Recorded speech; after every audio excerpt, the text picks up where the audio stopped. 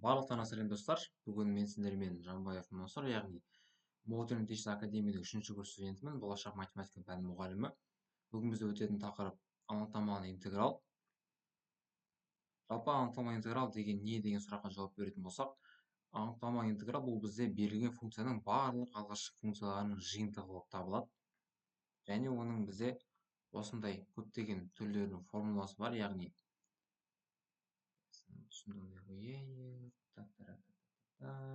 қара.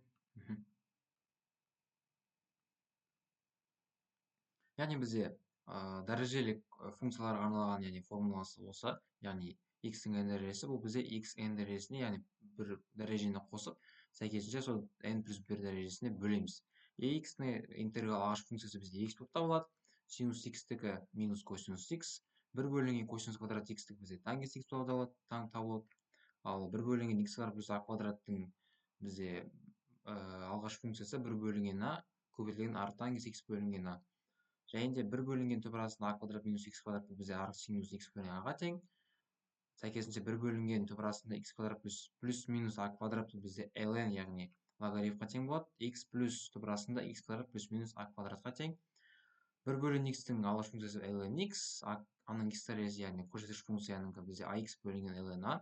Косинус x-тікі бізде синус x, 1 бөлінген синус квадрат x-тікі минус котангенс x, және де 1 бөлінген x квадрат минус a квадраттың алғашқы функциясы 1 бөлінген 2a көбейтілген ln модульді x бөлінген a бөлінген x плюс a. Және көп ұзамай өзіміздің мысалдарға көшейік. Бізде яғни бірінші мысал берілген fx тең синус 3x минус 4. Яғни жазайық мына жерге. Интеграл синус ашаның ішінде 3x минус 4 dx. Осының алғашқы функциясын табу керек бізге. Бәріміз білетіндей, біз жаңа формулаға қараған кезде синус x-тің алғашқы функциясы бізде яғни минус косинус x еді. Минус косинус x. Осы формуланы қолданылып есеп шығарамыз.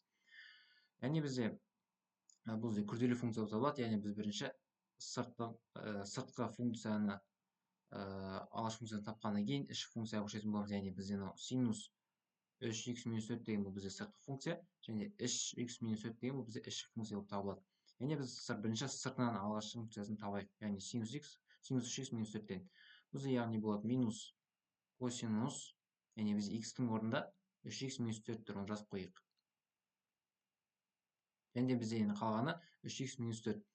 3x минус 4-тен біз яғни туындалған кезде бәріңіз білетіндей 3x-тің туындысы бізде яғни 3 болып табылатын. Ал бізде туынды мен интеграл бір-біріне кері амал болып табылғандықтан біз яғни 3x-ті бұл бізде яғни коэффициент ретінде бөліп жібереміз астына. Сәйкесінше бізде жауабы b минус 1 бөлінген 3 көбейтілген косинус жасаның ішінде 3x минус 4-ке тең болады. Келесі мысал қарастырайық. Яғни бұл жерде fx тең 3 бөлінген косинус квадрат 5x, яғни функциясы берілген екен. Бізде 1 бөлінген косинус квадрат x-тің алғашқы функциясы қалай еді? Кешірім сұрайын. 1 бөлінген косинус квадрат x-тің алғашқы функциясының формуласы бізде, яғни бұл бізде тангенс x-ке тең, я? Енді осыны қарастырайық. Интеграл 3 бөлінген косинус квадрат 5x dx. Бұл бізде тең болады, яғни 3 бізде коэффициент, оны алдын жазып қойып. 3 интеграл 1 бөлінген косинус квадрат 5x dx. Енді біз күрделі функция болғаннан кейін 5x-қа әзірше назараудармен тұра тұрайық, яғни 3 1 бөлінген косинус квадрат 5x бұл бізде тангенс x-қа тең. Тангенс x, және де 5x-ті бізде бұл яғни жаңағыдай айтылғандай 5x-тің туындысы бізде 5 болса, оған кері амал, яғни бізде 1 бөлінген 5, яғни біз 1 бөлінген 5-ке көбейтіп жүреміз. Және сәйкесінше бізде бұл жауабы 3 бөлінген 5 көрсетілген тангенс x плюс с-ға тең. Келесі функция бізде fx тең 2 синус x бөлінген 5 плюс 3 косинус 6x функциясы берілген екен. Яғни бізде жазып қойық. Төбесіне синустың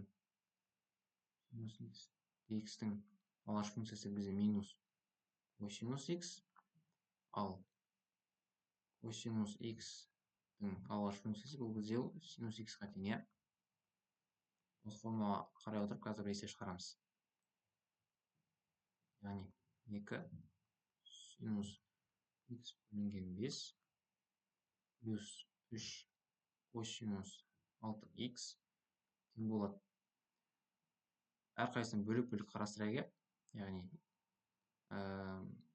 2 синус x бөлінген 5 және де плюс интеграл 3 косинус 6x. Мына жерде dx-тар бар.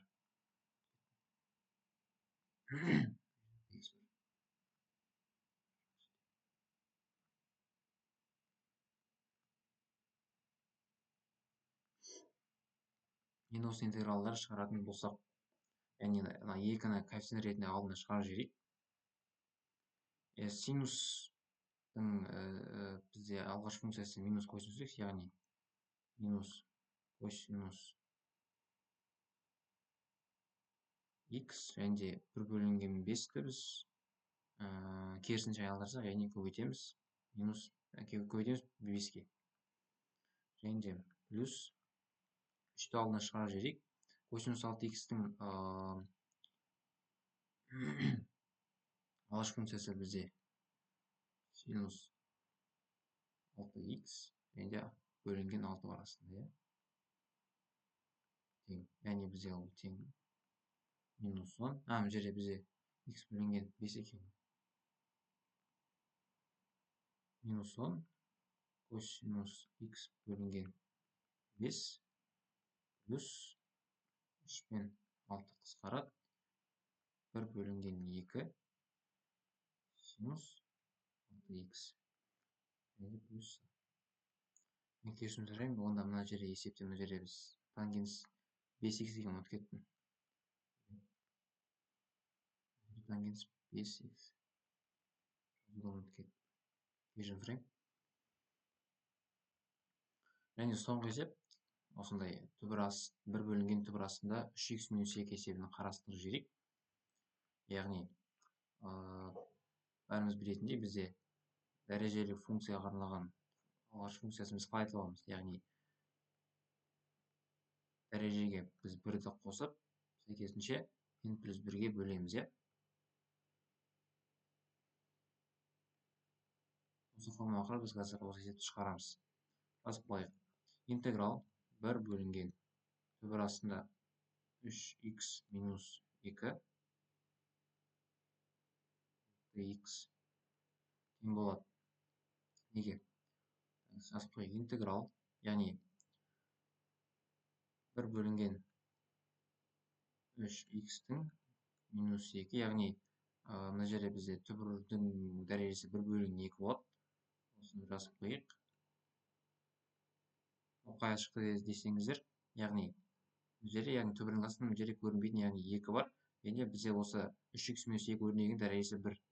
Яғни біз осы түбір дәрежеге айналдыру үшін өрнегінің дәрежесін түбір дәрежесіне бөліп жібереміз. Сәйкесінше бізде соның бізде 1 бөлінген 2 шығады. Енді бізде, яғни бұл өрнек бөлініп тұр. Сәйкесінше біз оны алымына жақтыратын болсақ, бізге не қалай болады? Яғни 3x минус 2 дәрежесі минус 1 бөлінген 2 болады. Енді бізде бұл, яғни осы формулаға сәйкесінше келіп тұр. Сәйкесінше осы формулаға салайық. Енді бізде қалай болады? 3x минус 2 минус 1 бөлінген 2 плюс 1 не бөлінген. Біз енді интеграл жазып кетеді мына жерде. Кешірім сұраймын.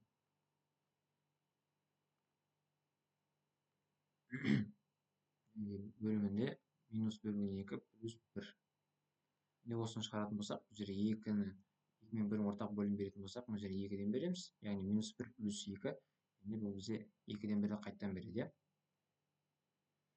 Сәйкесінше бізде онда 3х минус 2-ның қайттан 1/2 дәрежесі болды. Енді 1/2-ден 3х минус 2-ның 2-ден 1 дәрежесі дегеніміз ғой, яғни түбір асты деген сөз. Түбір астында 3х минус 2 және де көбейтілген алдында x бар. Және де бізде мына жерге күрделі функция екен ғой, алдында 3х бар.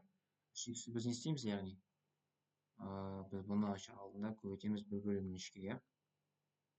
Ұмытып кеттім. 1/3. Екінші ол бізде қалай болды?